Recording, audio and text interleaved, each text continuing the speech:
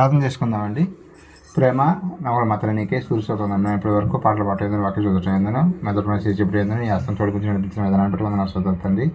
అలాగే ఇప్పుడు ప్రాముఖ్యమైన సమయానికి వెళ్తుండగా నీ హస్తం నాకు తోడుకుని నడిపించిన సహాయం దయచేయమని, పరిశుద్ధాత్మ యొక్క పరిపూర్ణమైన సహాయం నాకు అందించమని అర్థిస్తూ, ప్రపంచవ్యాప్తంగా ఎక్కడైతే ఆరాధన జరుగుతుందో సమస్త మహిమగత ప్రభావం మీరు పొందుకోమని ప్రార్థన నిప్రీకుమాడు మా రక్షకుడు అయిన యేసుక్రీస్తు స్థితిగా నామమ్మని అడిగి పంపిస్తున్న పరమ తండ్రి. ఆమెన్. అందరికీ వందనాలండి. ఈరోజు మన పాఠం ఏంటండి? ఫిలిప్పు పత్రిక వివరణ. గతంలో పోయిన వారం ఏం నేర్చుకున్నామంటే ఎఫెసీ పత్రిక పరిచయం తెలుసుకుందామండి. అలాగే ఇప్పుడు ఫిలిప్పు పత్రిక పరిచయం, అలాగే ఫస్ట్ సంఘ స్థాపన గురించి తెలుసుకుందాం. ఈ సంఘం ఎప్పుడు స్థాపించబడింది, అలాగే ఈ యొక్క పత్రిక పౌలు గారు ఎందుకు రాశాడు, ఎప్పుడు రాశాడు, ఏ ఉద్దేశంతో రాశాడు అనే విషయాన్ని ఈరోజు ఈ యొక్క పాఠంలో మనం తెలుసుకుందామండి. ఫస్ట్ మనం ఓవర్వ్యూ, ఇది అనేది మనం ఓవర్వ్యూనే తెలుసుకుంటున్నాం. ఆయన మొత్తంగా అసలు ఏం జరిగింది, ఫిలిప్పీ పత్రిక పౌలు గారు రాయటానికి, బైబిల్ యొక్క పత్రిక రాయటానికి అసలు ఏం జరిగింది, ఈ సంఘం అసలు ఎలా స్థాపించబడింది అనేది మనం తెలుసుకుంటే పత్రికలోకి వెళ్ళిన తర్వాత మనం చదువుతూ ఉన్నప్పుడు మనం చాలా ఈజీగా అర్థమవుతుందండి. ఈ విన్న తర్వాత మీరు బైబిల్ చదవండి. ఇంకో విషయం ఏంటంటే, మీరు మత్తయి సువార్త చదువుతుంది అనుకోండి. మత్తయి సువార్త మనం ఆలోచించాం కదా, అది ఒక గంట సేపు, ఒక 50 నిమిషాలు ఉంటుంది కదా మన మెసేజ్. అది విన్న తర్వాత ఫాస్ట్ ఫార్వర్డ్లో పెట్టుకుని అయినా సరే వినండి. ఒక 25 నిమిషాలు 30 నిమిషాలు విన్న తర్వాత మీరు ఈ యొక్క బుక్స్ చదువుకుంటూ ఒక్కోటి ఏదైతే స్టార్ట్ చేస్తారో అది వినండి. ఒక 30 నిమిషాల పాటు విని మీరు ఆ పుస్తకం స్టార్ట్ చేసి చదవండి. మీకు ఫుల్ క్లారిటీ వచ్చింది అనమాట. అది అప్పుడెప్పుడో వినేసాములు అంటే మనకు గుర్తుండవు అనమాట. చాలా వరకు ఏదో 10%, 20% గుర్తుంటుంది, 80% మర్చిపోతాం. అదే ఈ యొక్క పత్రికలో మత్తయి సువార్త చదువుతున్నాం అనుకోండి సపోజ్, అప్పుడు దానికి సంబంధించిన పాఠం ఉంది కదా మన దాంట్లో, ఇప్పుడు అప్లోడ్ చేస్తాం కాబట్టి యూట్యూబ్లో. ఆ పాఠం విని మీరు ఇది కనుక చదివినట్టయితే మీకు చాలా క్లారిటీగా అర్థమవుతుంది అనమాట. ఇప్పుడు బైబిల్ అనేది నాకు ఎన్ని పత్రికలు చదువుతున్నది మనం చెప్పుకొని నేర్చుకున్న తర్వాత ఇప్పుడు చదువుతుంటే చాలా ఈజీగా అర్థమవుతుంది. మీకు కూడా ఇది బైబిల్ అర్థం కావాలంటే ఆ పని చేస్తే మీకు చాలా క్లారిటీగా అర్థమవుతుంది. ఓకేనా? ఇక మన పాఠంలోకి వెళ్దాం. ఫిలిప్పు సంఘం స్థాపన గురించి, అలాగే అసలు ఈ ఫిలిప్పు సంఘం అనేది ఎక్కడుంది ఏంటి అనేది కూడా చూద్దామండి. బైబిల్లో చివరి పేజీకి వచ్చేసేయండి. అక్కడ మీకు ఒక మ్యాప్ ఉంటుంది. అక్కడ ఫిలిప్ అనేది ఏమైనా కనిపిస్తుందా మీకు? ఎస్, చూసారా? ఒకసారి చూడండి. మనకి ఆ ప్లేస్లన్నీ కూడా మనకి ఈ పాఠాలు చదువుతున్నప్పుడు, నేను చెబుతున్నప్పుడు మీకు ప్రతి ఒక్కటి కూడా తెలుస్తూ ఉంటుంది. ఈరోజు మనం ఫిలిప్పు సంఘం గురించి తెలుసుకుంటున్నాం కాబట్టి అది ఎక్కడ ఉంది అనేది మన మ్యాప్లో చూస్తే, మన బైబిల్లో కూడా చివరి పేజీలో ఉన్నటువంటి ఫిలిప్ ఉంది కదా, ఇక్కడ ఈ ఫిలిప్పీలో ఉన్నటువంటి సంఘం గురించి ఈరోజు మనం తెలుసుకుంటున్నాము. ఇంకో విషయం ఏంటి, ఫిలిప్ అనేది మీకు క్వశ్చన్ వేస్తాను, సమాధానం చెప్పాలి. ఒక ప్రాంతమా, ఒక దేశమా, ఒక పట్టణమా? పట్టణము. ఇది ఫిలిప్పైన్స్ కాదు, ఇది ఫిలిప్ పట్టణం. అప్పట్లో బైబిల్లో ఉన్నప్పుడు మాసిడోనియా దేశంలో ఉన్నటువంటి పట్టణం అనమాట. ఇది తప్పేం లేదు, ఇప్పుడు తెలిసింది చెప్పింది. దేశం అనుకుంది. అప్పుడు నేను కూడా, నాకు తెలియనప్పుడు నేను కూడా అదే దేశమో లేదా ఒక ప్రాంతమో అనుకున్నా. ఇప్పుడు తెలిసింది కదా, ఇది గుర్తుపెట్టుకున్నాం అనుకో, రెండోసారి మనం కరెక్ట్గా చెప్పగలుగుతాం. అంటే ఒకసారి అది ఎఫ్ఎస్సి కూడా పట్టణమే, రోమ్ కూడా పట్టణమే. గలతి పట్టణమా? ప్రాంతము చెప్పాను కదా, తెలంగాణ ఆంధ్రప్రదేశ్ ఎలా ఒక ప్రాంతమో అలా గలతి అనేది ఒక ప్రాంతం. ఇది ఫిలిప్పు అనేది ఒక పట్టణము. ఈ పట్టణానికి సమీపంలో ఏముండేదంటే సముద్రం ఉండేది అనమాట. కొంచెం జాగ్రత్తగా వినాలి మనం, జాగ్రత్తగా ఉంటేనే అర్థమవుతుంది. ఈ సముద్రం అనేది ఈ యొక్క పట్టణానికి చాలా దగ్గరగా ఉండేది. వాటర్, సముద్రం ఉంటే ఏముంటుందండి, వాటర్ ఉంటుంది కదా, బిజినెస్ చేసుకోవడానికి చాలా.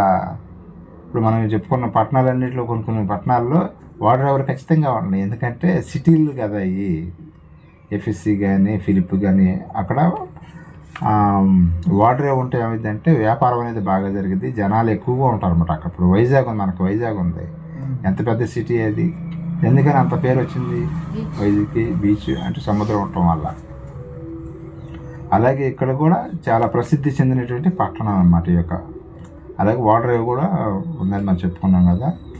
అలాగే అసలు ఈ పట్టణానికి ఆ పేరు ఎలా వచ్చింది?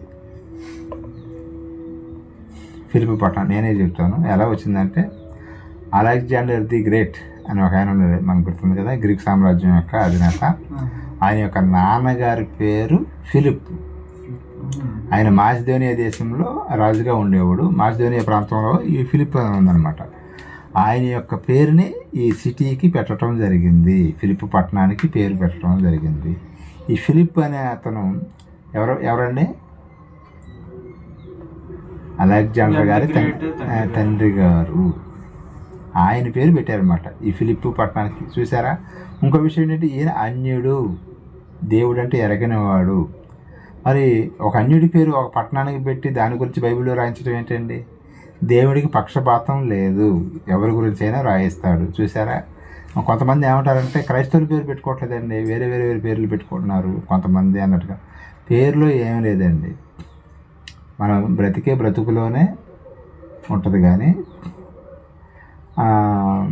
కొంతమంది దావీద్ అని, ఇబ్రహీం అని పెట్టుకున్నారు అనుకోండి. సపోజ్ కొన్ని జైల్లోకి వెళ్ళి చూస్తే వాళ్ళ ఈ పేర్ల మీద కూడా దొంగతనం చేసిన వాళ్ళు కానీ, మర్డర్లు చేసిన వాళ్ళు కానీ కనిపిస్తారంట. దావీద్ అని, ఇబ్రహీం అని. వాళ్ళ పేరేంటి? మరి ప్రవక్తల పేర్లు కదా. మరి వాళ్ళు ఎందుకు చేస్తున్నారంటే వాళ్ళ బ్రతుకు బాగోలేదు అంతే, పేర్లు ఏమీ లేదు. అందుకని దేవుడు ఏ పేరు పెట్టుకున్నా పర్వాలేదులే, కానీ మంచి మనసు, మారు మనస్సు పొందండి అని చెప్పాడు. కానీ మంచి పేరు పెట్టుకోవడానికి ఎక్కడ బైబిల్లో లేదనమాట. ఏ పేరు పెట్టుకున్నా పర్వాలేదులే, కానీ మంచి మనసు అనేది ఉండాలని ఈ యొక్క సందర్భాన్ని బట్టి మనం గుర్తు చేసుకోవచ్చు. దేవుడు పక్షపాతిగా. ఇంకో విషయం ఇందాక చెప్పారు కదా ఎస్తేరు గురించి. ఎస్తేరు కూడా ఎవరో తెలుసా? ఒక అన్యదేవత పేరు. అన్యదేవత పేరు గురించి ఇక్కడ హైలైట్, పేరు పెట్టుకున్నంత మాత్రం అన్యురాలే అయిపోలేదు కదా. ఎస్తేరు అనే ఒక అన్యదేవత పేరు అనమాట. అయినా సరే మరి దేవుడు ఎంత గొప్పగా రాయించాడు. ఆమె మనసును బట్టి, ఆమె దేవుని ప్రేమించే ప్రేమను బట్టి, దేవుడికి లొంగి ఉంది కాబట్టి, దేవుని ప్రేమిస్తుంది కాబట్టి ఆమె గురించి అంత హైలైట్గా దేవుడు రాయించడం జరిగింది. ఇప్పుడు మన పాఠంలో వద్దాం. ఫిలిప్ పట్టణానికి ఆ పేరు ఎలా వచ్చిందంటే, అంతకుముందు ఏ పేరు ఉండేది అంటే గ్రనైట్ అనే పేరు ఉండేది. ఫిలిప్ పట్టణానికి అంతకుముందు ఉండే పేరు ఏంటంటే, ఇది క్రీస్తు పూర్వం ఉన్నటువంటి పట్టణం అనమాట. దీనికి గ్రనైట్ అనే పేరు ఉండేది. ఆ గ్రనైట్ పేరుని ఈయనకి బాగా నచ్చి ఆ సిటీకి ఈయన పేరు పెట్టారనమాట. ఎవరు? అలెగ్జాండర్ గారి తండ్రి గారి పేరు ఫిలిప్ గారు కదా. ఆయన పేరు బైబిల్లో చాలామంది ఫిలిప్లు కనిపిస్తూ ఉంటారండి. పట్టణం పేరు ఇది. ఇప్పుడు ఇశ్రాయేలు అనేది దేశం పేరా మనిషి పేరా? మనిషి పేరు ఫస్ట్, తర్వాత దేశానికి పెట్టారు. ఇశ్రాయేల్ అంటే ఎవరండి? యాకోబు గారండి. అబ్రహాం, ఇస్సాకు, యాకోబుల దేవుడు అంటారు కదా. యాకోబు గారి పేరు ఇశ్రాయేలుగా దేవుడు మార్చాడు. ఆయన పేరుని దేశానికి పెట్టారు, ఇశ్రాయేల్. ఇట్లాగా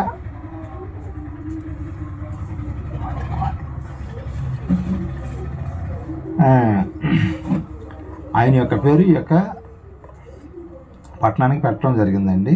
ఒక అన్యుడి పేరు అనేది ఆ యొక్క పట్టణానికి పెట్టడం జరిగింది. ఇంకో విషయం ఏంటంటే, ఫిలిప్పు పట్టణంలో రోమ పౌరసత్వం కలిగిన వాళ్ళు చాలామంది ఉన్నారండి. ఈ విషయాన్ని గుర్తుపెట్టుకోండి. ఫిలిప్పు పట్టణంలో రోమ పౌరసత్వం కలిగిన వాళ్ళు ఎక్కువ మంది ఉన్నారనమాట. ఇంకో విషయం ఏంటంటే, రోమ పౌరసత్వం అంటున్నారని అసలు ఏంటండి? దీనికి ఉన్న గొప్పతనం ఇది మన బైబిల్ చదివేవాడికి అర్థం చేసుకోవాలి, మనకు తెలియాలండి. రోమ పౌరసత్వము అంటే అప్పట్లో చాలా గొప్పగా ఉండేదండి.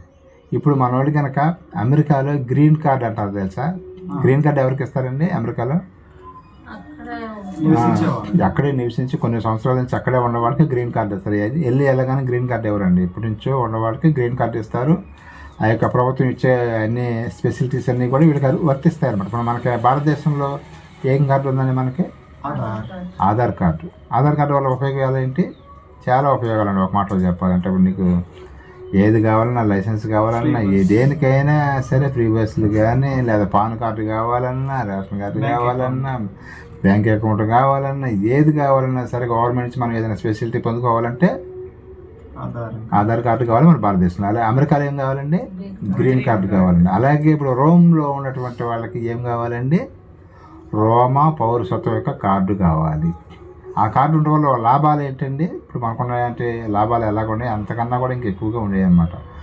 అతని మీద ఏదైనా ఒక నేరం మోపారనుకోండి, సపోజ్ ఏదైనా దొంగతనం కేసు పెట్టారు ఆయన మీద, వెంటనే వచ్చి పోలీసులు వచ్చి అరెస్ట్ చేయడానికి లేదు.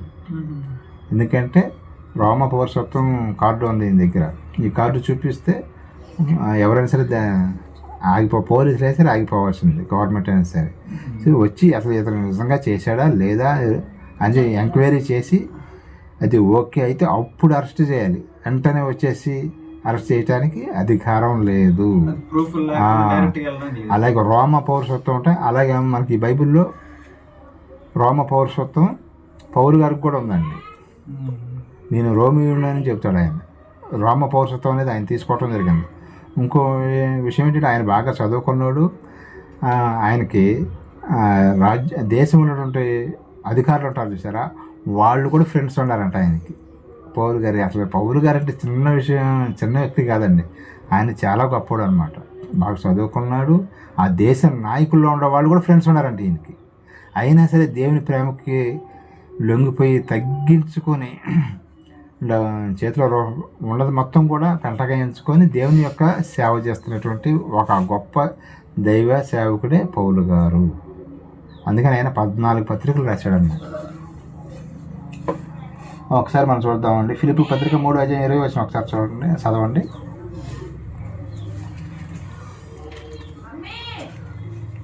ఫిలిప్పీ 3:20.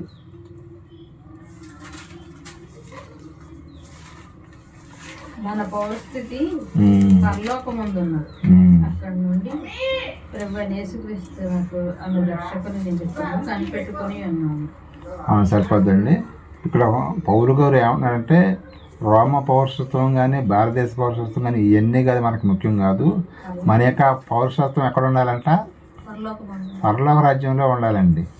అక్కడ పౌరుడు అనుకోండి మనకి ఏమైనా లోటు ఉంటుందండి? అక్కడ మనకి అధికారి ఎవరండి? తండ్రి అయిన దేవుడు. ఆయన మొత్తం మనకి ప్రతి ఒక్కరు కూడా సమకూరుస్తారు అన్నమాట. ఈ రోమ పౌరసత్వమే కానీ ఈ పౌరసత్వాలని ఈ భూమి మీద మనకు ఉపయోగపడతాయి, ఓకే కాదంటలేదు.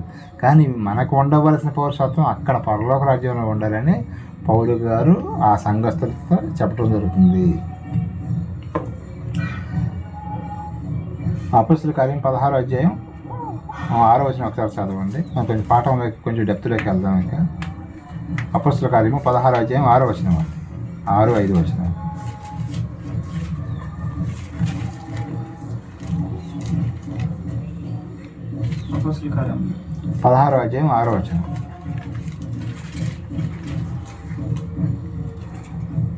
ఆసియాలో వాక్యం చెప్పకూడదని పరిశుద్ధాత్మ వారిని ఆటంకపరిచినందున వారు ఫ్రుగియ గలతీయ ప్రదేశం ద్వారా వెళ్ళారు. మూసియా దగ్గరకు వచ్చి బితూనియాకు వెళ్ళే ప్రయత్నం చేశారు. కానీ యేసు యొక్క ఆత్మ వారిని వెళ్ళలేకపోయారు. వీళ్ళు ఒక పౌలు గారు ఆయన ఉన్నటువంటి బ్యాచ్ అంటే ఆయన పక్కన శిష్యులు ఒకసారికి వెళ్దాం అనుకుంటే యేసుక్రీస్తు అక్కడికి వెళ్ళమాకండి అని అక్కడికి వారించి వెళ్ళొద్దని చెప్పి వేరే చోటకి పంపించడం జరిగింది. 20:6 ఒకసారి చదవండి. అక్కడే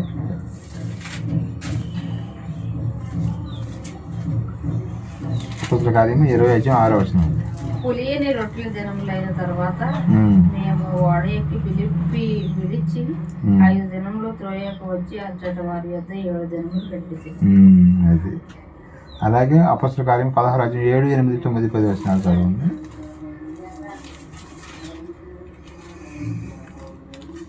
వెళ్ళటకు ప్రయత్నం చేసిరు గాని యేసు యొక్క ఆత్మ వారిని వెళ్ళనీయలేదు.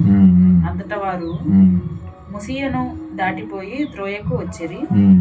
అప్పుడు మాసుదోనియా దేశస్థుడొకడు నిలిచి, నీవు మాసుదోయనకు వచ్చి మాకు సహాయం చేయమని అతన్ని వేడుకున్నట్టు రాత్రి వేళ పౌలునకు దర్శనము కలిగను.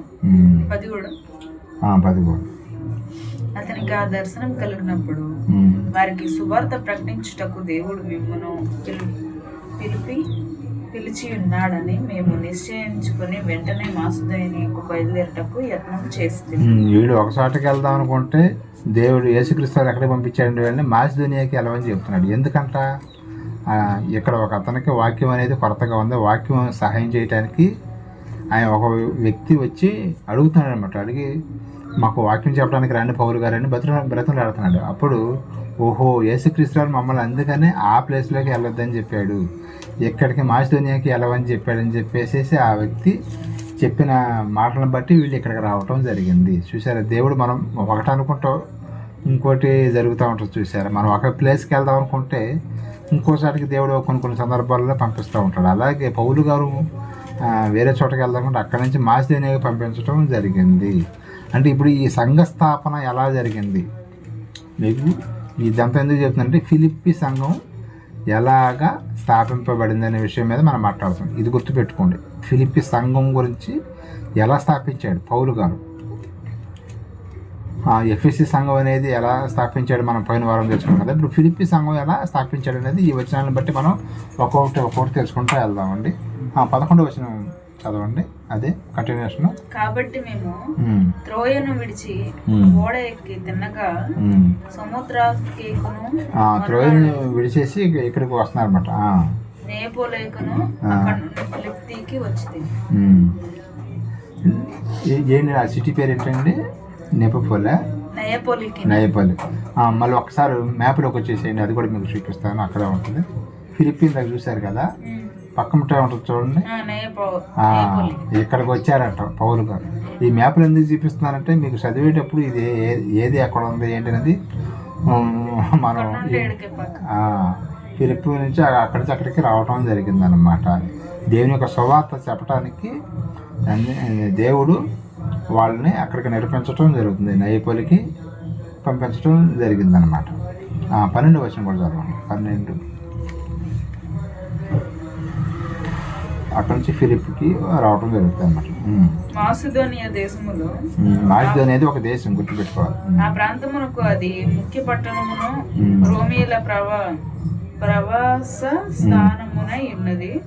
రోమిలు అంటే అక్కడ ప్రవాస స్థానం అంట ఫిలిప్పి అనేది. ఆ పట్టణంలో ఉంటుంది. కంటిన్యూషన్ చదువుకుంటూ వస్తాను. నేను ఆగ ఉన్నప్పుడు విశ్రాంతి దినమున గవిని దాటి కూర్చుండి కూడి వచ్చిన స్త్రీలతో మాట్లాడుచుండి అప్పుడు లూదియేను దైవభక్తి గల ఒక స్త్రీ వినుచుండెను. ఈ ఫిలిప్పి సంఘం అక్కడ స్థాపించడానికి ఒక స్త్రీ కారణం అండి. ఆమె పేరు ఏంటంటే లూదియా. ఈ పౌలు గారు వీళ్ళందరూ కూడా అక్కడ ఏరియాలో ఏమైనా తెలుసుకుంటారనమాట. వీళ్ళు వాక్యం చెబుతుంటే పౌలు గారు వీళ్ళందరూ కూడా ఆయన పక్కన వారు ఏమొచ్చి ఈయనతో మాట్లాడుతుంది. లూదియా గారు వచ్చి ఏం మాట్లాడుతుంది? ఆమె ఓదారంగ పొడిని తుయితైరా పట్టణస్తురాలు. ఆమె పట్టణం ఏది? తుయితైరా. కానీ ఇక్కడికి వచ్చి ఓదారంగా అంటే పొళ్ళు ఉంటుంది చూసారా, రంగులు అవి అమ్ముకునే ఒక బిజినెస్ చేసుకుంటుంది అన్నమాట. చిన్న వ్యాపారం చేసుకునే ఒక స్త్రీ. ఈ పాఠానికి చాలా ఇంపార్టెంట్ అనమాట. ఈ లూది అనేమా సంఘం స్థాపించడం మెయిన్ కారణం ఆమెనమాట. అక్కడ ఫస్ట్ దేవుడు ఆమెని ఎన్నుకోవటం జరిగింది. ప్రభు ఆమె హృదయం తెరిచిన కనుక దేవుడు ఆకర్షించుకొని ఇక్కడ పౌలు గారు ఉన్నారమ్మా వెళ్ళి వాక్యం చెబుతున్నారని అట్లా ఆకర్షణ జరుగుతుంది అనమాట. పౌలు చెప్పిన మాటలేందు లక్ష్యమించాను. ఆమెయు ఆమె ఇంటి వారును బాప్తిస్మం పొందినప్పుడు చూసారా, అసలు ఆయన చెప్పిన ఒక్క రోజులోనే బాప్తిస్మం తీసుకున్నారండి. మరి కొన్ని సంవత్సరాల నుంచి వాక్యం వింటున్నారు కానీ మరి బండరాది గుండెలో మరి కరిగిపోవట్లేదు, జనాలు ఇంకా బాప్తిస్మం తీసుకోవట్లేదు. పౌలు గారు వాక్యం ఏందంట, మళ్ళీ ఆ ఇంట్లో వాళ్ళందరూ కూడా సర్లే ఒక్క మనిషి తీసుకుందంటే పర్వాలేదు, ఇంట్లో వాళ్ళందరూ కూడా బాప్తిస్మం ఇప్పించిందంట. ఆమె నేను ప్రభువునందు విశ్వాసం గల దాన్నని మీరు ఎంచితే నా ఇంటికి వచ్చి ఉండడని వేడుకొని మమ్మల్ని. దైవ సేవకులు ఆయన పక్కన ఇంకా 2-3 ఉన్నారండి. ఉండకుండా వాళ్ళను కూడా వచ్చి మా ఇంట్లో ఉండండి అంటుంది ఆమె. దైవ సేవకుని ఇంట్లో ఉంచుకుంటే ఏమైందంటే ఆశీర్వాదం ఉంటుందని ఆమెకు తెలుసు అన్నమాట. మా ఇంటికి వచ్చి ఉండండి, మా ఇంటికి వచ్చి బ్రతి ఉన్నాడు వేడుకుంటుందంట. మీరు మా ఇంట్లో కనుక ఉన్నట్టయితే మాకు చాలా మంచి మంచి మాటలు వాక్యాలు చెప్తారు పౌలు గారు, మీరు వచ్చి మా ఇంట్లో ఉన్న లూదియా గారు బ్రతిమలాడుకుంటుంది. అలాగే మనం కూడా దేవుడిని మన ఇంట్లోకి రావనట్లుగా ఉండాలి. మనం అలాగే సేవకులను కూడా మనం రెస్పెక్ట్ చేసేవారుగా ఉండాలి. మేము ప్రార్థనా స్థలమునకు వెళ్ళుచుండగా 39-40 వచనాల దాకా రావాలన్నమాట. దయ్యము పట్టింది సోది చెప్పుట చేత తన యాజకులకు బహు లాభం సంపాదించున్న ఒక చిన్నది మాకు ఎదురుగా వచ్చింది. ఆమె పౌలును మమ్మల్ని వెంబడించి, ఈ మనుష్యులు సర్వోన్నతుడైన దేవుడు దాసులు, మీరు మీకు రక్షణ మార్గం ప్రచురించు వారై ఉన్నారని కేకలు వేసి చెప్పాను. ఆమె ఇలాగో అనేక దినములు చేయుచుండు. ఒక సువార్త చెప్పడానికి ఇటు వెళ్తూ ఉంటారు కదా, వెళ్తూ ఉంటాం ఒక అమ్మాయికి దయ్యం బట్టి కేకలేస్తుందంటే వెళ్ళేటప్పుడు వచ్చేటప్పుడు మాట్లాడుతుంది అనమాట. దయ్యం బట్టిన అమ్మాయి. ఇప్పుడు చదువు. ఆమె ఇలాగో అనేక దినములు చేయుచుండను కనుక పౌలు వ్యాకులపడి దాని వైపు తిరిగి ఒక రోజు చూసి దగ్గరికి వెళ్ళాడు. ఒక దగ్గరికి వెళ్ళి ఎన్ని అరుపులేంటి కేకలేంటి అని అప్పుడు మాట్లాడుతున్నాడు. నీవు ఈమెను వదిలిపోమ్మని, ఏమైనా వదిలి వెళ్ళిపోవాల్సిందా నువ్వు అని ఆజ్ఞాపిస్తున్నాడు అనమాట. ఆజ్ఞాపించుచున్నానని అది చూసారా, ఆ దయ్యములతో చెప్పాను. వెంటనే అది ఆమెను వదిలిపోయింది. ఇప్పుడు చూసారు పౌలు గారు ప్రార్థన చేయగానే అక్కడి నుంచి వెళ్ళిపోవటం, గేట్ పాస్ తీసుకుని వెళ్ళిపోవటం అనమాట. అంత పవర్ఫుల్ మ్యాన్ పౌలు గారు, దైవసేవకుడు అనమాట. 40 వచనం దాకా అట్లా చదువుకుంటారండి. ఆమె యజమానులు తమ లాభ సాధనం పోయినని చూచి పౌలును స్త్రీలను పట్టుకొని గ్రామపు చావడిలోనికి అధికారుల యొద్దకు ఈడ్చుకొని పోయి. ఇప్పుడు దెయ్యం పెట్టింది ఉంది కదా, వీళ్ళు ఆమెను అడ్డం పెట్టుకుని కొంతమంది డబ్బులు సంపాదించుకుంటున్నారంట. మీకు దెయ్యం పెట్టిందని ఇదని చెప్పేసి వాళ్ళ దగ్గరకు వచ్చి తాయితలు కట్టుకుంటా కొండపిల్లలు కొంతమంది వసూలు చేస్తూ ఉంటారు కదా డబ్బులు, అలాగే అట్లా వసూలు చేస్తారంట. వీళ్ళకి జీవనాధారం పోయిందనమాట. దెయ్యం ఆమెలోంచి వెళ్ళిపోగానే మామూలు మనిషి అయిపోయింది కదా. ఇక అక్కడ ఉన్న వాళ్ళకి కోపం వచ్చింది అన్నమాట. కోపం వచ్చి పౌలు శీల గారిని కొడతారండి. మామూలుగా కొట్టడం కాదు, గుడ్డలో తీసి కొడతారనమాట. వాళ్ళిద్దరిని ఒంటి మీద ఉన్న షర్టు తీసేసి, ఒంటి మీద షర్ట్ ఉన్నప్పుడు కొడితే దెబ్బ గట్టిగా తగలదని చెప్పేసి బట్టలు ఇప్పేసేసి కొట్టినట్టుగా మనకు బైబిల్లో చూస్తాం. వాళ్ళు ఏం చేశారంటే దెయ్యం బట్టి ఆమెకి దెయ్యం వదిలేయడం తప్పండి. అవును, జీవితాన్ని బాగుపరిస్తే వీళ్ళకి అక్కడ ఉన్న వాళ్ళకి జీవనాధారం పోయిందని చెప్పేసి పౌలు శీల గారిని కొట్టడం జరిగింది. ఇప్పుడు అదే మనం చదువుతున్నాం. అంతటా న్యాయాధిపతుల యొద్దకు వారిని తీసుకుని వచ్చి, ఈ మనుషులు యూదులై ఉండి రోమీయులమైన మనము అంగీకరించుటకైనను చేయుటకైనను కూడని ఆచారములు ప్రచురించుచు మన పట్టణము గలిబిలి చేయుచున్నారని చెప్పారు. సరిపోద్దండి. ఇక్కడ ప్రతి ఒక్క దేశానికి కొన్ని సిద్ధాంతాలు, ఒక ఆచారాలు ఉంటాయి కదండి. మన భారతదేశంలో చీర కట్టుకోవటం, బొట్టు పెట్టుకోవటం అనేది ఒక ఆచారం అండి భారతదేశంలో ఉన్న స్త్రీలు. అలాగే రోమ్లో కూడా, రోమీలకు కూడా, పిలుపు పట్టణంలో ఉంటే రోమీలు కూడా వాళ్ళు కూడా కొన్ని ఆచారాలు అని ఉంటాయి. ఆ ఆచారాలు కాదని చెప్పేసి యేసు ప్రభువే నిజమైన దేవుడు అని చెప్పేసి వీళ్ళు చెబుతున్న వరకే అక్కడ ఉన్న వాళ్ళందరూ కూడా వీళ్ళ మీద కక్ష కట్టి వీళ్ళని శిక్షించడం జరిగింది. అర్థమవుతున్న పౌలు శీల గారిని అక్కడ ఉన్నటువంటి జనం వీళ్ళని శిక్షించడం జరుగుతుంది అనమాట. అప్పుడు జనసమూహము వారి మీదకి దొమ్మిగా వచ్చాను. జనసమూహం దొమ్మిగా వచ్చారటండి. ఏం తప్పు చేశారండి వాళ్ళు? దెయ్యాన్ని వదిలించి మంచి మాటలు చెప్తానండి దొమ్మిగా వచ్చారు. దొమ్మిగా అంటే అరే ఎక్కడున్నారు అని చెప్పేసి, దొరికితే కనుక కొమ్మలు పడుద్దామని చెప్పేసి వాళ్ళ మీదకి రావడం జరిగింది. న్యాయాధిపతులను వారి వస్త్రములు లాగివేసి వారిని బెత్తముతో కొట్టవలనని, వస్త్రములు ఏం చేశారంట? లాగి వేశారంట, బెత్తముతో కొట్టవలనని ఆజ్ఞాపించారు. వారు చాలా దెబ్బలు కొట్టి వారిని చెరసాలలో వేసి భద్రముగా కనిపెట్టవలనని చెరసాల నాయకుని ఆజ్ఞాపించారు. కొంచెం చిన్న బ్రేక్ వేద్దామండి. ఇక్కడ బాగా కొట్టి ఏం చేశారంటే, ఎక్కడ వేశారండి? వాళ్ళని జైల్లో వేశారండి. రోమాకి సంబంధించిన జైలు ఉంటాయి కదా ఈ ఫిలిప్పి పట్టణంలో, రోమేలు యొక్క ప్రతి మన భారతదేశంలో కూడా జైల్లో ఉంటాయా లేదా? ఉండేక చాలా జైళ్ళు ఉన్నాయి అన్నమాట. అలాగే అక్కడ కూడా జైలు ఉంది. జైలు ఉంటే పౌలు శీల గారిని ఏం చేశారంటే తీసుకెళ్ళి జైల్లో పడేశారండి. బాగా కొట్టి కొట్టి కొట్టి కొట్టి కొట్టి కొట్టి జైల్లో పడేస్తే వాళ్ళు ఏం చేస్తున్నారంటే అక్కడికి వెళ్ళిన తర్వాత ఇక్కడ చాలా భలే అసలు మనకి ఇంట్రెస్ట్గా ఉంటుంది. ఇప్పుడు చదవండి. అతడు అట్టి ఆజ్ఞను పొంది వారిని లోపలికి చెరసాలలోనికి త్రోసి వారి కాళ్లకు బొండ వేసి బిగించారు. అయితే మధ్యరాత్రి వేళ పౌలును శీలయు దేవునికి ప్రార్థించుచు కీర్తనలు పాడుచు. చిన్న బ్రేక్ వేద్దాం. ఎవరైనా సరే దెబ్బలు తిన్న రోజున బాగా ఒళ్ళతో హోనం అయిపోతే ఆ రోజు ఇంటికి వచ్చి మనం సైలెంట్గా కొనుక్కుంటామా, లేకపోతే పాటలు పాడటం ప్రార్థన చేయటం చేస్తామండి, రెస్ట్ తీసుకుంటాం. కానీ ఇక్కడ పౌలు శీలలు ఏం చేస్తున్నారంటే వాళ్ళని బొండ వేశారంట, కాళ్ళకి బొండ వేశారంట. బొండ అంటే ఎలా ఉంటుందంటే తర్వాత మీరు గూగుల్లో చూడవచ్చు. 2 కళ్ళు ఇట్లా పెట్టేసి ఒక చక్కది లాంటిది ఉంటుంది, ఇరప సంఖ్యలు వేస్తారనమాట. ఇక వీడు ఎటు కూడా కదలకుండా ఉండాలని చెప్పేసి కాళ్ళకి బొండ వేసేసి జైల్లో చివరిని ఎక్కడో మరి స్టార్టింగ్ ఎదురుగా పెడితే తెప్పించుకొని పారిపోతారని ఎక్కడో లోపల జైల్లో వేసారట. నడవలేరు, కదలలేరు, ఏమి చేయలేరు. అది పెద్ద ఖైదీల్లాగా ఏంటో మంటల్లో మానభంగాలు చేసి వాళ్ళకి కేసు శిక్ష వేశారన్నమాట. వాళ్ళకి బండ వేశారంట పారిపోకుండా ఉంటారు.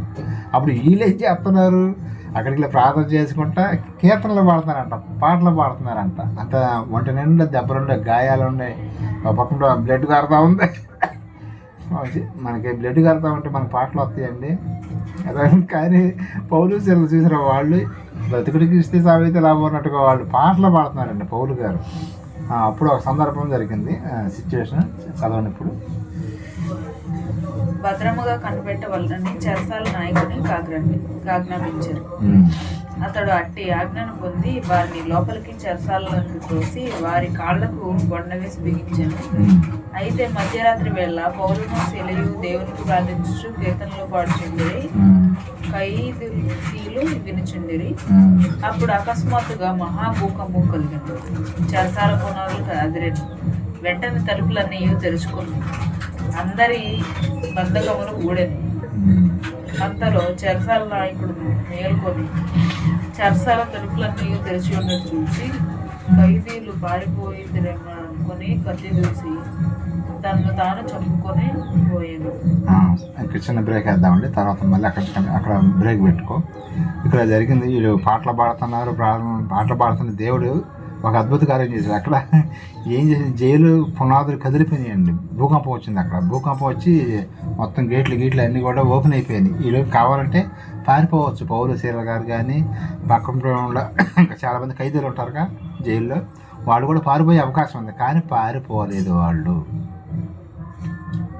పారిపోవాల్సిన అవసరం ఏముంది, మేము తప్పు చేయలేదు కదా, వీళ్ళు మేము బయటకు వస్తామని ధీమాతో పౌలు శీల గారు వీళ్ళు ఉన్నారు.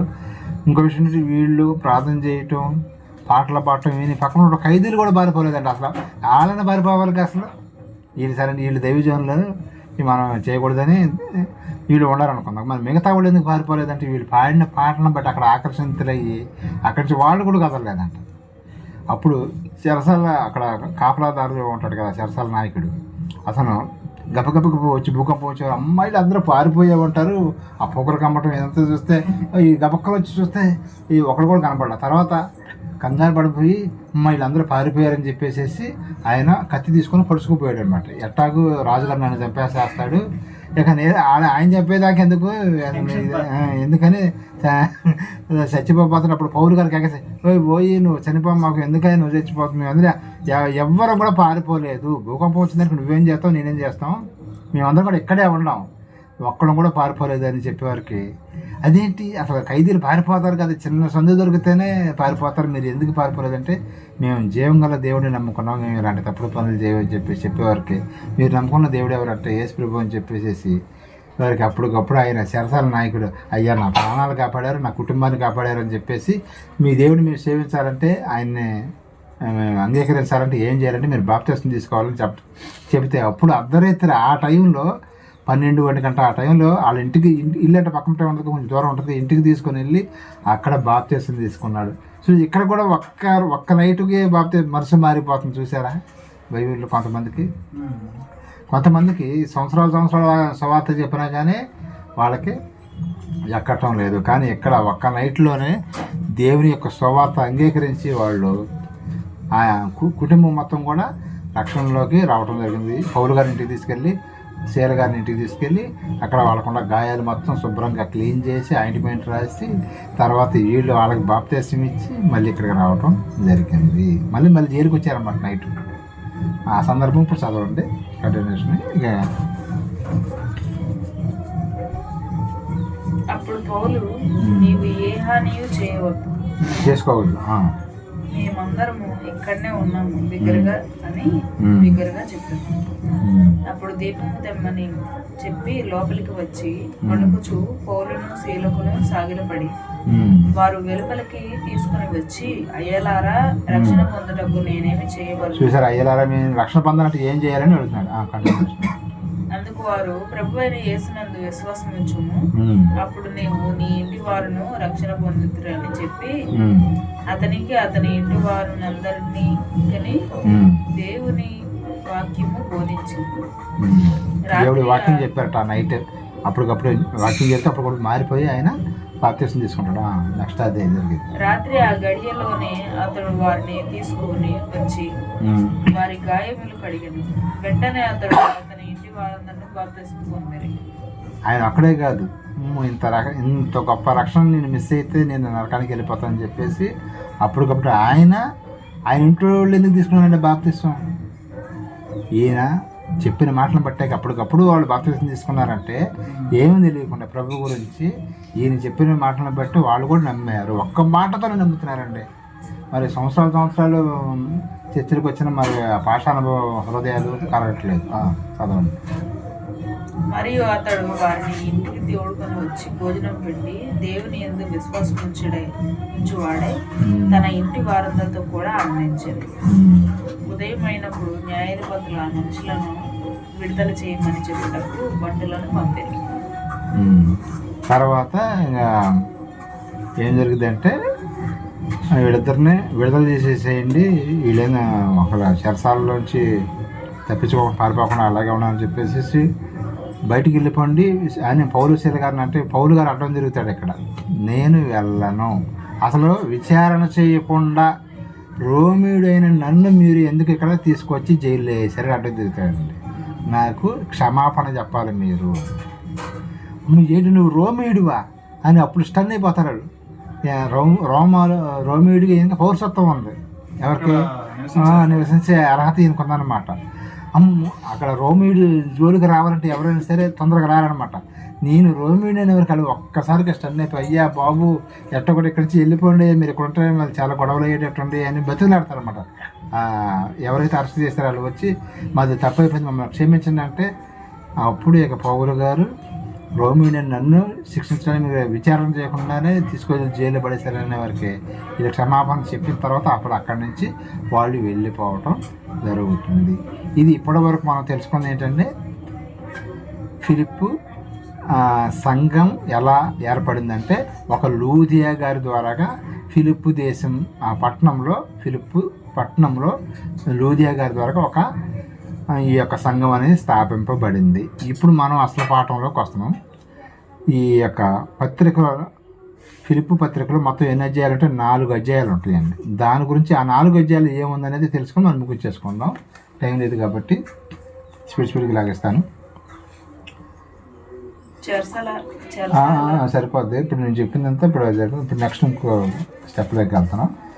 ఇప్పుడు పత్రిక పరిచయం అండి. ఇప్పుడు సంఘ స్థాపన జరగడానికి కారణం ఎవరంటే అక్కడ ఒక లూదియా అనే ఒక మహిళ ఉండటం వల్ల ఈ యొక్క పౌలు గారు మొదటి ప్రయాణం, రెండో ప్రయాణం, మూడో ప్రయాణం ఉన్నాయి కదా. 3 ప్రయాణాల్లో జరిగినటువంటి సందర్భమే ఈ యొక్క ఫిలిప్పి పట్టణానికి వచ్చి అక్కడ సంఘాన్ని స్థాపించాడు. లూదియా గారి ద్వారా స్థాపించడం జరిగింది. అర్థమైందిగా ఇప్పటివరకు మనం చెప్పింది. అంటే 1-2 సార్లు అంటే మీకు ఇంకా క్లారిటీ వస్తుంది.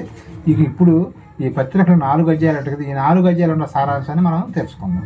ఇంకా విషయం, ఈ యొక్క పత్రిక రాసింది ఎవరండి? ఫిలిప్పు పత్రిక రాసింది ఎవరు? ఎస్, పౌలు గారండి. అది మనకి మనం ఇది మనం తెలుసుకోవాలి. ఫిలిప్పి పత్రిక రాసింది అపోస్తలుడైన పౌలు గారు రాయటం జరిగింది. ఎప్పుడు రాశాడండి? టైము క్రీస్తు శకం 62వ సంవత్సరంలో రాయటం జరిగిందని. ఈ యొక్క పత్రిక రాసింది క్రీస్తు శకం 62వ సంవత్సరంలో రాయటం జరిగింది.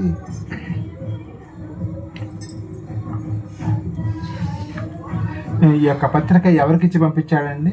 ఇప్పుడు ఏదైనా సరే పత్రిక రాశాడు అనుకోండి, ఆయన ఏం చేస్తాడంటే ఒక మనిషికి ఇచ్చి పంపిస్తాడని మనం అంతమంది పత్రికలు కూడా మనం విన్నాం కదా. మరి ఈ పత్రిక ఎవరికి ఇచ్చి పంపించాడు? ఫిలిప్పీ సంఘానికి. ఇంకో విషయం, ఈయన పత్రిక ఎక్కడి నుంచి రాశాడు? ఈ పత్రిక ఎక్కడి నుంచి రాశాడంటే ఆయన రోమ్లో నుంచి రాయటం జరిగింది. ఈ విషయాన్ని గుర్తుపెట్టుకోండి. ఫిలిప్పీ పత్రిక రోమ్ నుండి రాయటం జరిగింది. ఆయన రోమ్లో అప్పుడు ఆయన ఉండటం సందర్భం ఏంటంటే, ఆయన 2 సంవత్సరాల పాటు హౌస్ అరెస్ట్ చేస్తారు పౌలు గారిని. ఎవరైనా సరే ఆయన దగ్గరికి వెళ్ళి మాట్లాడవచ్చు, ప్రార్థన చేయించుకోవచ్చు, వాక్యం చదివించుకోవచ్చు, చెప్పించుకోవచ్చు. కానీ పౌలు గారు మాత్రం బయటకు వచ్చి సువార్త చెప్పడానికి అవకాశం లేదు. రోములో బందీగా ఉంచారు పౌలు గారిని. అప్పుడు రాసినటువంటి పత్రిక ఈ యొక్క ఫిలిప్పీ పత్రిక. మరి ఇక్కడ నుంచి రోమ్లో ఉన్నాడండి. మరి ఈయన ఇక్కడ నుంచి పత్రిక ఒకళ్ళు తీసుకెళ్ళాలిగా. ఎవరు తీసుకెళ్లారంటే ఎపఫ్రదీతు అనే ఆయన తీసుకెళ్ళడం జరిగింది. ఇప్పుడు అన్నారు పేరు ఎపఫ్రదీతు. ఈయన కూడా శిష్యుడే అనమాట, పౌలు గారి శిష్యుడే. ఎపఫ్రదీతు గారు కానీ, తీతు గారు కానీ, తిమోతి గారు కానీ, వీళ్ళందరూ కూడా, ఫిలోమోన్ గారు కానీ, వీళ్ళందరూ కూడా పౌలు గారి శిష్యులే అనమాట. లోకా గారు కానీ వీళ్ళందరూ పౌలు గారి పక్కనే ఉండి పరిచర్య చేస్తూ ఉన్నాడు. ఈయన కూడా ఎపఫ్రదీతు అనే ఆయన కూడా పౌలు గారు పెద్ద వయసు అయిపోయిందని చెప్పేసి ఆయన హౌస్ అరెస్ట్లో ఉన్నాడు కాబట్టి జైల్లో ఉన్నాడు. ఒక మాటలో చెప్పిన జైల్లో అంటారు. కాబట్టి అక్కడ అద్దెకు తీసుకొని 2 సంవత్సరాల పాటు ఈయన మీద కంప్లైంట్ ఇచ్చిన వాళ్ళు, ఈయన రెడీ అయ్యాడు కానీ ఈయన మీద కంప్లైంట్ ఇచ్చిన వాళ్ళు అక్కడ వాదించడానికి రాలేదనమాట. అందుకని 2 సంవత్సరాల పాటు కూడా ఆయన అక్కడే ఉండటం జరిగిందనమాట. అక్కడ ఆయన చుట్టూ కాపలా ఎవరు ఉంటారండి? రోమా సైనికులు ఉంటారన్నమాట. ఆయన ఎటు పోకుండా చూసుకోవడానికి రోమా సైనికులు ఆయన దగ్గర కాపలా ఉంటారు. కానీ ఈయన వేరే చోటకెళ్ళి సువార్త చెప్పకూడదు, కానీ వేరే వాళ్ళు వచ్చి ఈయన వచ్చి కలుసుకొని మాట్లాడవచ్చు, ప్రార్థన చేయించుకోవచ్చు, అని చేయొచ్చు. అలాగే ఎపఫ్రదీతు అనే ఆయన ఈయన దగ్గరికి వచ్చినప్పుడు ఈయన ఒక ఉత్తరం రాస్తాడు. ఆ ఉత్తరం మొత్తం 4 లెటర్లు రాస్తాడు. వాటిల్లో ఒకటే ఈ యొక్క ఫిలిప్పీ పత్రిక, ఫిలిప్పీ సంఘానికి రాయటం జరిగింది. ఈ యొక్క సంఘస్థాపన ఎప్పుడు జరిగిందంటే క్రీస్తు శకం 51-52 సంవత్సరాల్లో. అంటే ఫిలిప్పీ సంఘం స్థాపించిన తర్వాత 10 సంవత్సరాల తర్వాత వాళ్ళకి ఒక ఉత్తరం రాస్తున్నాడండి. ఎందుకు రాస్తున్నాడు ఏంటి అనేది ఇప్పుడు మనం తెలుసుకుందాం. ఈ ఫిలిప్పీ పత్రిక రాసింది పౌలు గారు. క్లారిటీ అయినా పౌలు గారు ఎప్పుడు రాశాడు? 62లో రాశాడు. ఎక్కడి నుంచి రాశాడు? రోమ్ నుంచి రాశాడు. రోమ్ అనే సిటీ నుంచి రాశాడు అన్నమాట. ఎవరికి ఇచ్చి పంపించాడు? ఎపఫ్రదీతు గారికి ఇచ్చి పంపించడం జరిగింది. అపొస్తలుల కార్యం 28-3 ఒకసారి చదవండి. అపొస్తలుల కార్యం 28-3 అండి.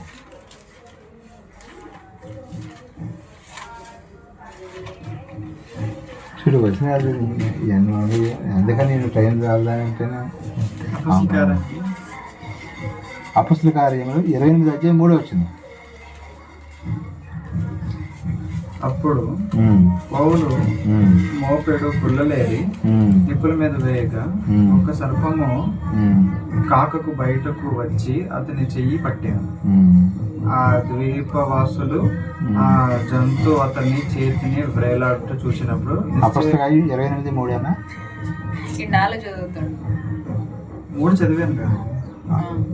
సరే 3 అయిపోయింది చాలా. ఇంకా సరిపోతుంది. అప్పుడు సౌలు మోపెడు పుల్లలేరి నిప్పుల మీద వేయగా ఒక సర్పం కాటుకు ఆయన చేతి మీద వచ్చి పట్టాను.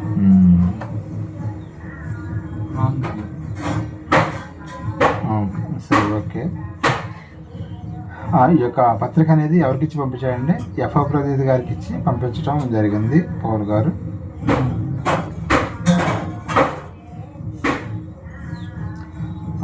ఈ 4 అధ్యాయాలు ఉంది కదా, ఈ 4 అధ్యాయాల వల్ల కొన్ని పాయింట్లు మీకు చెప్పడం జరుగుతుంది. ఎక్కడి నుంచి ఎక్కడి వరకు ఏ మ్యాటర్ ఉందనేది చెప్తాను.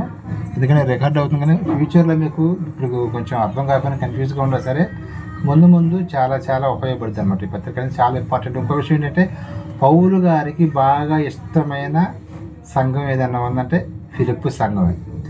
ఎందుకంటే ఈయన అడగకుండానే అన్నీ కావాల్సినవన్నీ కూడా బ్రతిమలాడి మరి ఇచ్చేవాళ్ళంట డబ్బులు కానీ ఆయనకి. ఇప్పుడు 2 సంవత్సరాల పాటు అక్కడ అద్దె ఇంట్లో అరెస్ట్ అయ్యి ఉన్నాడు కదా. మనం 2 సంవత్సరాల పాటు ఆదాయం లేకపోతే మనిషి పరిస్థితి ఎలా ఉంటుందండి? ఎవరైనా ఫుడ్కి కానీ దీనికి ఇబ్బందిగా ఉంటుందా ఉండదా? అలా ఒక నెల 2 నెలలు ఇంట్లో ఆదాయం లేకపోతేనే చాలా ఇబ్బంది అవుతుంది. మరి 2 సంవత్సరాల పాటు ఆయన అక్కడే ఉంటే మరి ఆయనకి ఖర్చులు ఉంటాయా ఉండదండి? మరి ఆయన దగ్గరకు వచ్చిన వాళ్ళకి మళ్ళీ ఆయన మర్యాదలు చేయాలి, టీలైనా టిఫిన్లైనా మళ్ళీ చేపియాలా, ఇవన్నీ కావాలంటే మరి కానుకలు కావాలిగా. అందుకని ఫిలిప్పు సంఘం వాళ్ళు ఆయన అర్థం చేసుకొని పౌలు గారికి బలవంతంగా డబ్బులు పంపించేవాడు. ఎందుకయ్యా మీరు పంపిస్తారు? మీకే తినడానికి సరిగ్గా కట్టుకోవడానికి బట్టలు లేవు, ఎందుకు వద్దులే అన్నా కానీ వాళ్ళు వినిపించుకోకుండా బలవంతంగా ఫిలిప్పి సంఘం వాళ్ళే ఆయనకి ఏం చేసేవాళ్ళు అంటే పరిచర్య కోసం, ఆయనకి అవసరాలు తీర్చుకోవడానికి కోసం డబ్బులు పంపించేవాళ్ళు. ఈయన వద్దన్నా సరే పంపించేవాడు అనమాట. నేను యాక్చువల్గా డేరాలు కొట్టుకుంటా జీవనం సాగిస్తున్నానని మనకి దర్శనానికి రాసిన పత్రికలో మనం చూస్తాం అన్నమాట. ఇప్పుడు ఈ 4 అధ్యాయాలు ఉన్న సారాంశం అనేది మీకు చెప్పడం జరుగుతుందండి. ఫస్ట్ అధ్యాయం 4 అధ్యాయంలో ఉన్నటువంటి సారాంశం ఏంటంటే ఫిలిప్పు పత్రిక 1వ అధ్యాయం 1వ వచనం నుంచి 11వ వచనం వరకు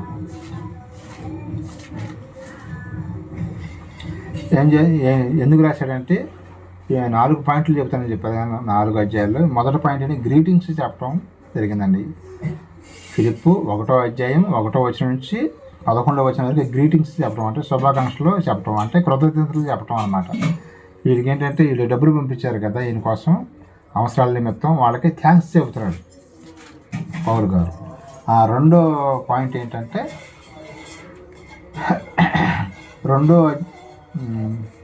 1వ అధ్యాయం 12వ వచనం నుంచి 2వ అధ్యాయం 18వ వచనం వరకు కూడా దేనికోసం రాసంటే క్రీస్తు కొరకు నేను ఎలాగైతే క్రీస్తు కొరకు జీవించానో మీరు కూడా అలాగే జీవించాలని చెప్పేసి 2వ అధ్యాయంలో చెప్పడం జరిగిందండి.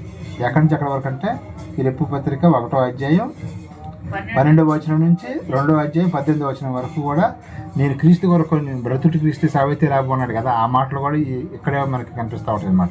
నేను ఎలాగైతే క్రీస్తు కొరకు జీవించాను మీరు కూడా అలాగే జీవించాలని చెప్పేసి వాళ్ళకి రాయటం జరిగింది. అలాగే 3వ పాయింట్ 2వ అధ్యాయం 19వ వచనం నుంచి 4వ అధ్యాయం 9వ వచనం వరకు కూడా రాయటం జరిగిందండి. ఆ సంఘంలో ఉన్న వారి గురించి మీరు ధైర్యంగా ఉండాలని చెప్పేసి ధైర్యపరచడానికి ఆ యొక్క మాటలో రాయటం జరిగింది. 4వ పాయింట్ ఏంటంటే 4వ అధ్యాయం 10వ వచనం నుంచి చివరి వరకు కూడా ఉన్నట్టు సారం ఏంటంటే చివరి వరకు కూడా కృతజ్ఞత కలిగి మనం జీవించాలి, దేవునికి భయపడుతూ ఉండాలి, ప్రేమ కలిగి ఉండాలి, ఎదుటివారు మనం ప్రేమిస్తూ ఉండాలి అని చెప్పేసి ఈ యొక్క 4 పాయింట్లు ఈ 4 అధ్యాయాల్లో పౌలు గారు రాసిన సారాంశము. అప్పుడు కొన్ని మాటలు మనం చదువుకొని ముగించుకుందామండి. ఫిలిప్పు పత్రిక 1వ అధ్యాయం 21వ వచనం ఒకసారి చదవండి. అక్కడ మంచి మాట రాయించడం జరిగింది. ఫిలిప్పు పత్రిక 1వ అధ్యాయం 21వ వచనం అండి. ఫిలిప్పు 1:21 అండి. చూసారా పౌలు గారు మాట్లాడుతున్న మాట అక్కడ మంచి మాట ఏంటంటే నా మట్టుకు అయితే బ్రతుకుటి క్రీస్తే సావైతే లాభం. ఈ మాట ఎందుకన్నాడండి? ఆ మాట అనవలసిన అవసరం ఏమొచ్చింది ఆయనకి? ఎందుకని ఆయన అప్పుడు ఎక్కడ ఉన్నాడో జైల్లో ఉన్నాడండి. జైల్లో ఉన్నప్పుడు ఆయనకి ఎటు చూసినా కానీ మరి ఇబ్బందిగానే ఉంది. అందుకని దేవుడి కనుక నేను బ్రతకనిచ్చి ఇంకా కొంతమందికి సువార్త చెప్పే అవకాశం ఇస్తేనేమో బ్రతుకుతాను, లేదనుకోండి దేవుడు నన్ను తీసుకెళ్ళిపోతే కనుక నేను సంతోషంగా వచ్చేసేస్తాను. బ్రతుకుడికి సావు అయితే లాభం అంటున్నాడు ఆయన. చాలామంది ఈరోజున సావు అయితే లాభం అంటున్నారా లేకపోతే కీడు అంటున్నారండి? అసలు సావే వద్దు, సావు అనే పేరు చెబితేనే వీళ్ళకి ఆ నోట్లోకి వస్తానే. కానీ తండ్రి అయిన దేవుడు ఏమన్నాడంటే నరులారా తిరిగి రండి నా దగ్గరికి అన్నాడు ఆయన. కానీ మనోళ్ళు మేము సాము, మేము ఇక్కడ ఈ భూమి మీద ఇంకా పాపాలు చేసుకుంటూ ఉంటామని కొంతమంది. ఇక్కడ పౌలు గారు అయితే ఏమన్నాడంటే బ్రతుకుడికి క్రీస్తే నా మటుకైతే సావు అయితే లాభం. ఎందుకంటే ఆయన మరి అక్కడ ఉన్నట్టు ఆ పరిస్థితిని బట్టి ఆ మాట రాయటం జరిగింది. ఎందుకంటే నేను చనిపోయానుకోండి, నేను పరదేశకి వెళ్ళిపోతాను, వాళ్ళందరూ నీతిమంతులతో అందరితో కూడా కలిసి ఉండొచ్చని అప్పుడు బ్రతకుండగానే ఆ మాట రాయటం జరిగింది అనమాట ఆయన. ఇంకో మాట చూద్దామండి. అపొస్తలుల కార్యము 12వ అధ్యాయం 24వ వచనం ఒకసారి చూడండి. అపొస్తలుల కార్యము 12వ అధ్యాయం 24వ వచనం అండి.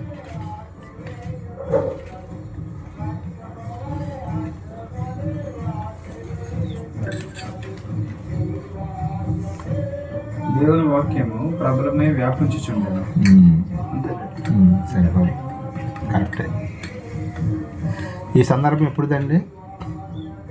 యాకోబు గారు ఉన్నారు కదా, యాకోబు గారిని చంపినటువంటి అప్పుడు వ్రాయించినటువంటి మాట అండి. ఎప్పుడైతే సరే దేవుని యొక్క వాక్యాన్ని అణచివేయాలనుకుంటారో అప్పుడే దేవుని యొక్క వాక్యం అనేది ప్రబలమైంది అంటండి, స్ప్రెడ్ అయ్యింది అనమాట. అప్పుడు యాకోబు గారిని ఖడ్గానే నరికించేశారండి. ఖడ్గంతో తలని నరికించడం జరిగింది. నరికించిన తర్వాత అప్పుడు వీళ్ళు ఏమనుకున్నారంటే క్రైస్తవం లేకుండా చేద్దాం అనుకున్నారు రోమియోలు. కానీ ఆ ఇన్సిడెంట్ జరిగిన తర్వాత, ఆ సిచ్యువేషన్ జరిగిన తర్వాత అప్పటి నుంచి ఇంకా ఎక్కువగా సువార్త ప్రకటించడం జరిగిందండి. ఎప్పుడైతే మనం కిందగా నొక్కుతూ ఉంటామో క్రైస్తవం లేకుండా చేద్దాం అనుకుంటే అప్పుడు ఇంకా బలంగా అయిపోతాం. అప్పటి నుంచి ఇప్పటి వరకు కూడా ఎవరైనా సరే క్రైస్తవ్యాన్ని అనకదొగ్గదాం అనుకుంటారో ఖచ్చితంగా అప్పుడు మాత్రం దేవుడు ఇంకా ఇంకా ఇంకా ఇంకా దేవుని యొక్క మాటలో అందరికి అనేకులకి ఇంకా వెళ్ళటానికి చూస్తున్నాం. ఇక్కడ బైబిల్లో కూడా అదే జరిగిందనమాట. యాకోబు గారిని చంపిన తర్వాత ఇంకా దేవుని యొక్క వాక్యం ఇప్పుడు చదువుకున్న వాక్యం అదేనండి, ప్రబలమైందంటే ఎక్కువగా. ఇంకో మాట ఫిలిప్పీ పత్రిక 2:5 ఒకసారి చూడండి. ఫిలిప్పీ 2:5 ఇక్కడ కూడా మంచి మాట ఉంటుంది.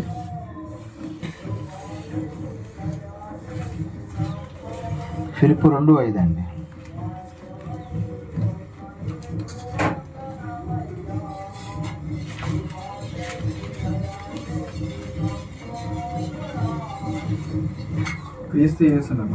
క్రీస్తు యేసునకు కలిగిన ఈ మనస్సు మీరును కలిగి ఉండండి. అసలు ఈ మాటకి ఎంత చెప్పని చెప్పొచ్చండి. పాట మొత్తం ఒక్క వచనంతో లైన్తోనే పాట మొత్తం చెప్పొచ్చు. కానీ మనకి టైం లేదు కాబట్టి క్రీస్తు యేసునకు కలిగిన ఈ మనస్సు, ఏ మనస్సు అండి ఆయన కలిగింది? జాలి, కరుణ, దయ, క్షమాగుణం. ఒక పక్కన కొడుతుంటే, కొరడాలతో కొడుతుంటే తండ్రి వీరేం చేస్తున్నారు, వీరిని క్షమించండి. క్షమాగుణం. క్రీస్తు యేసునకు కలిగిన ఈ మనస్సు, మన తోటి వారిని కూడా క్షమిస్తూ ఉండాలి. మన తోటి వాళ్ళు, మన పక్కన తోటి ఉన్నవాళ్ళు తప్పులు చేస్తారా లేదా? మన సందర్భంగా ప్రతి ఒక్కరు కూడా తప్పులు చేస్తానే ఉన్నారు. కానీ క్షమిస్తూ ముందుకు పోవటం. యేసుక్రీస్తు వారి ప్రపంచానికి నేర్పించింది అదేనండి, క్షమాగుణమే. క్షమించకపోతే కనుక అవతల వ్యక్తికి చాలా ప్రాబ్లంగానే ఉంటుంది, అవతల వ్యక్తికి చాలా ప్రాబ్లంగా ఉంటుంది. అందుకని క్షమించేసామనుకోండి కొంచెం కష్టమే. క్షమించడం ఈజీ అంటే ఈజీ అని పని ఏం కాదండి. ఎవరైతే క్షమించేంత మనస్సు కలిగి ఉంటారో అతను చాలా వీక్ అనుకుంటారు. ఇదేంటి, వీడికి రోషం రావట్లేదు, ఏంటి కోపం రావట్లేదు అనుకుంటారు. కాదండి, చాలా జ్ఞానవంతులు, చాలా బలవంతులు మాత్రం ఆ పని చేయగలుగుతారు. ఎదురు మనిషిని క్షమించేంత ధైర్యం మనుషులకి మనస్సు లేకపోవటం. అందుకని ఇక్కడ క్రీస్తు యేసునకు కలిగిన ఈ మనస్సు మీరు కలిగి ఉండండి అని పౌలు గారు ఫిలిప్పీలకు రాస్తున్నాడండి. ఇప్పుడు ఒకడు మీ సంఘంలో కొంత గలిబిలు జరుగుతుందని నాకు అర్థమవుతుంది. ఇక ఇద్దరు స్త్రీల మధ్య అంటే గొడవ జరిగిందంట అక్కడ ఆ సంఘంలో, ఇద్దరు స్త్రీల మధ్య. అందుకని పౌలు గారు మీరేంటమ్మా, మీ సంఘం అంటేనే మంచి సంఘం అని ఎప్పటి నుంచో మనం చెప్పుకుంటుంటే మీరు మీ సంఘంలో కూడా ఆడవాళ్ళు పోటాడుకున్నారా? అలా ఉండమాకండమ్మా.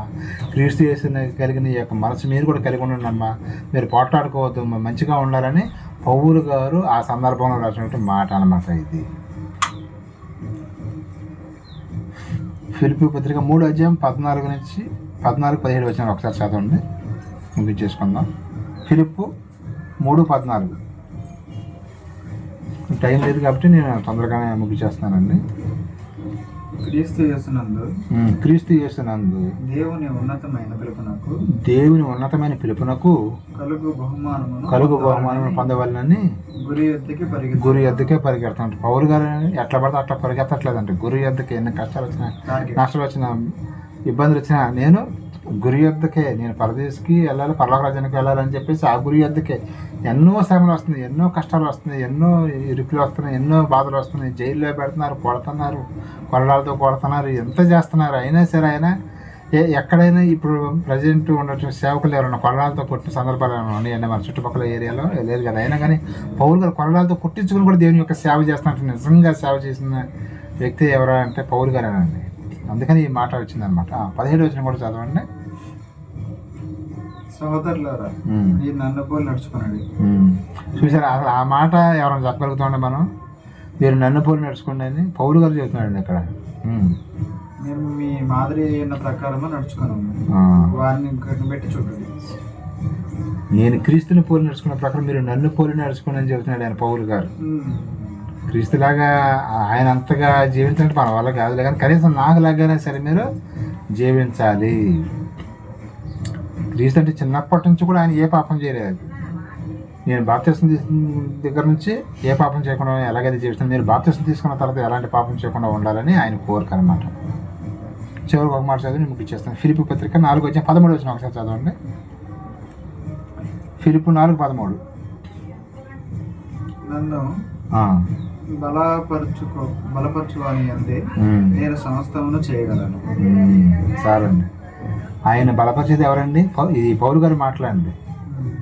నన్ను బలపరిచేది దేవుడు, దేవుడు ఎందుకు సమస్త కార్యాలు కూడా చేస్తానని చెబుతానండి. 14 వచ్చిన చదవండి. 14:15. అయినను నా శ్రమలో మీరు పాలు పుచ్చుకొనదగిన మంచి పని. ఫిలిప్పీలారా, సువార్తను నేను బోధించిన ఆరంభించి మాసిదోనియాలో నుండి వచ్చినప్పుడు ఇచ్చు విషయములలో పుచ్చుకునే విషయంలోనూ మీరు తప్ప మరి ఏ సంఘపు చూసారా, ఎవరు లేదంట కానుకలు. ఈ ఫిలిప్పీ సంఘం వాళ్ళే పౌలు గారికి ఇవ్వటం జరిగిందంట. అంటే ఆయన తీసుకోవడానికి కూడా ముందుకు వచ్చేవాడు కాదు. ఇస్తాను ఇచ్చిన కాంచి డబ్బుల కోసమే సేవ చేస్తున్నారని చెప్పేసి పొడుస్తారని చెప్పేసి ఆయన వెళ్ళడం అక్కడికి వెళ్ళాడు, అన్నిళ్ళ దగ్గరికి వెళ్ళాడు అన్నమాట. విగ్రహారాధన చేసే వారి దగ్గరికి వెళ్ళటం వల్ల ఆయన కానుకలు కూడా ఎక్కడ తీసుకున్నాడు కదా, ఒక ఫిలిప్పీ సంఘం దగ్గర మాత్రమే వాళ్ళు పంపించిన కానుకలు స్వీకరించినట్టుగా మనం బైబిల్లో చూస్తాం. మీరు మాత్రమే నాకు కానుకలు పంపించి నన్ను బలపరిచారు అని పౌలు గారు చెప్పడం జరిగింది. 19 వచ్చిన ఒకసారి చదవండి, ముగించేసుకుందాం. కాగా దేవుడు తన ఐశ్వర్యం చొప్పున క్రీస్తు యేసునందు మహిమలో మీ ప్రతి అవసరమును తీర్చును. అది మా ప్రతి అవసరం కూడా ఎలా తీరుస్తాడంటే, యేసుక్రీస్తు యొక్క పేరట మనకి ప్రతి అవసరం కూడా తీరాలంటే యేసు ప్రభుని మనం నమ్ముకోవాలి. ప్లస్ అక్కడి నుంచి మనకు సహాయం అనేది వస్తుంది అని పౌలు గారు చెప్పడం జరిగింది. మీరు ఎప్పుడు కూడా ఆనందంగా సంతోషంగానే ఉండాలి. ఆనందంగా సంతోషంగా ఉంటేనే ఎవరైనా సరే మిమ్మల్ని చూసి క్రీస్తులోనికి రావడం చూస్తారు. కానీ మీరు ఎప్పుడు ఏడుపు మొహాలు వేసుకుంటా, ఇప్పుడు కొంతమంది కోట్లు వేసుకొని మంచి తెల్ల బట్టలు వేసుకొని సువార్త చెప్తూ ఉంటారు, పెద్ద పెద్ద సేవకులు కానీ మనమే కానీ. మనకి కష్టాలు లేవంటారండి. ఎక్కడో దాకింది. ఉదాహరణగా నా గురించి చెప్తాను. నాకు కష్టం ఉందా, బాధలు ఉన్నాయా లేవా, ఆర్థిక ఇబ్బందులు కానీ మానసిక కానీ శారీరకంగా కానీ ఉన్నాయండి. శారీరకంగా ఇబ్బంది ఉంది, అలాగే మనకు కుటుంబంలో ఆర్థికమైన ఇబ్బంది కూడా ఉంది. కానీ మనం ఎప్పుడు ఏడ్చుకుంటా మూసమోహం వేసుకొని ఉన్నాం అనుకోండి, చూసే వాళ్ళకి బాగోదంట. అందుకనే మనం బయటకు వచ్చినప్పుడు దేని యొక్క మాటలు చెప్పేటప్పుడు చాలా సంతోషంగా చెప్తూ ఉండాలి. ప్లస్ వాళ్ళు కూడా దేవునికి వచ్చేటట్టుగా చేయాలి. మనం ఎప్పుడు మనం ఏడు మొహం వేసుకుని ఉన్నాం అనుకోండి, క్రీస్తులోనికి వచ్చేవాళ్ళు కూడా ఏం చేస్తారంటే రాకుండా అక్కడే బ్రేక్ అయిపోతారనమాట. అందుకని ఎన్ని కష్టాలు వచ్చినా బాధలు వచ్చినా సరే మనము పైకి నవ్వుతూ ఉండాలి. క్రైస్తవుడు అనేవాడు ఎప్పుడు నవ్వుతూ సంతోషంగా ఉండాలి. ఏంటి వీళ్ళు ఇంత కష్టాలు వచ్చినా ఎన్ని బాధలు వచ్చినా సరే వీళ్ళు సంతోషంగా ఉన్నారంటే అని పక్కంటోళ్ళు చూసి మనల్ని చూసి ఆశ్చర్యపోవాలంట. అది చెబుతున్నాడు పౌలు గారు. మీరు సంతోషంగా ఉండాలి, ఎప్పుడు కూడా బాధపడతా ఉండకూడదు. మీరే బాధపడుతుంటే ఇంక కొత్త వాళ్ళు మీరు ఇంక దేవునికి ఏం తీసుకొస్తారు? వాస్తవా కదా? మనమే బాధపడతా ఏడుస్తూ ఉన్నాం అనుకోండి, ఎవరికైనా సువార్త చెప్తుంటే వాళ్ళకి ఎట్లా ఉంటుంది? మీకే బాధలు వస్తున్నాయి అంటే బాధలు రాకుండా ఉండవండి, వస్తాయి, కానీ బయటికి చూపించొద్దు అని అన్నాడు పౌలు గారు. ఇప్పుడు ఆయనకి బాధలు ఉండి అని ఇవ్వ, అయినా సరే మరి ఏమన్నాడు? క్రీస్తు చేసినందుకు మీరు అందరూ కూడా ఆయన మనకు అవసరాలు తీరుస్తాడు, ఇబ్బంది ఏం లేదు, సంతోషంగా ఉండండి, బాధ లేకుండా ఉండండి పౌలు గారు చెప్పడం జరిగింది. ఈ ఫిలిప్పీ పత్రిక ఎందుకు రాశాడు? ఎవరు రాశారంటే పౌలు గారు రాశారు. ఎందుకు రాశాడంటే ఫిలిప్పీ సంఘాన్ని బలపరచడానికి వాళ్ళు కానుకలు పంపించినప్పుడు కృతజ్ఞతగా ఈ యొక్క లెటర్ రాయటం జరిగింది. క్రీస్తు శకం 62లో రాయటం జరిగింది. ఈ యొక్క ఉత్తరం రాసి ఎవరికి ఇచ్చి పంపించండి? ఎఫ్రదీతు అనే ఆయనతో ఈ యొక్క పంపించడం జరిగింది. అర్థమైందిగా? ఈ ఫిలిప్పీ పత్రిక అనేది మనం ఇప్పుడు వరకు ఆలోచించామండి. నెక్స్ట్ వచ్చే వారం ఇంకో పత్రికతో మనం ముందుకు వద్దాం. ఇక ఫిలిప్పీ పత్రిక యొక్క ఓవర్ వ్యూ అనేది మనం తెలుసుకోవడం జరిగింది. మీరు ఎప్పుడైనా సరే నేను చెప్పాను కదా, పత్రికలు కానీ పుస్తకాలు చదివేటప్పుడు ఒక్కసారి ఒక అరగంట సేపు రిస్క్ అనుకోకుండా మీరు ఇవన్నీ మీరు చదివారనుకోండి, చాలా క్లారిటీ మీకు అర్థమవుతుంది తెలియజేస్తే చిన్న ప్రార్థన చేసుకుందామండి. ప్రేమ నమ్మకం మాత్రం నీకే చూస్తున్నాను. ఎప్పటివరకు నేను ఎక్కడికి నేను మాటలు చెప్పాను తండ్రి, నీ కృపగా ఏర్పడిన నా మీద వచ్చిన బ్రతం నడుకుంటే ప్రార్థన ఎప్పుడు మర్చిపోయినా ప్రపంచవ్యాప్తంగా జరుగుతున్న ఆరాధన క్రమంలో సమస్త మహిమ గంతపురం పొందుకొని సదాకాలం మాకు తోడుగా నటించని ప్రార్థన నీ ప్రియకుమారుడు మా రక్షకుడైన యేసు క్రీస్తు నామమున అడిగి పరమ తండ్రి. ఆమె అందరికీ వందనాలండి.